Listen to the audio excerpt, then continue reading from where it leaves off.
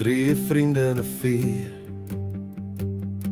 bereid om te sterf vir hulle geloof op daardie uur. Maar saam in die 4 was ons hier.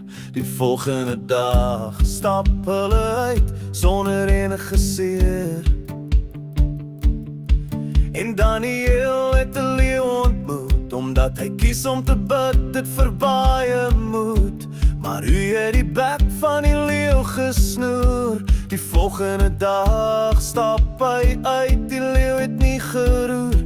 So wat sal dan van my gesê word, wanneer ek onderdruk skiet my geloof dan kort? Of sal ek vasstaan in dit wat ek glo? Dalk sal ek omdraai en hardloop, nee my hulp kom van bo. Dit wat ek sê kan nie hele wêreld maar hoor. Ek is onbeskaamd oor die evangelie van Jesus. Ek staan daarvoor, as soek vir die waarheid wat my lewe verander, sal ek my nie skaam. Ek is onbeskaamd vir die naam bo elke naam. En ek sal my geloof hardop uitlewe. Ek neem standpunt in en gaan nie meer bewe voor die een wat al my skaamte wegneem. Ons hoef nie aan die wêreld verslag te doen. Ons antwoord aan 'n koning wat ons Jesus noem. So hoe harder die wêreld se dinge skree, hoe harder sal ek sing, want ek het my hart vir U gegee.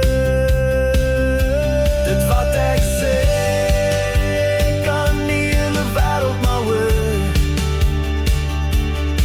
Ek is onbeskaamd oor die evangelie van Jesus en staan daarvoor, as soek vir die waarheid wat my lewe verander, sal ek my nie skaam.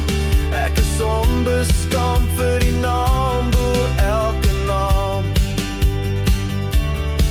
By die aanhoor van Jesus se naam sal elkeen juig, want elke tong sal bely en elke knie sal buig.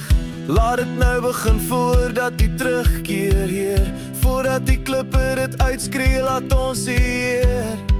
Here, vir U sal ons opstaan en vir almal vertel voordat die wêreld vergaan.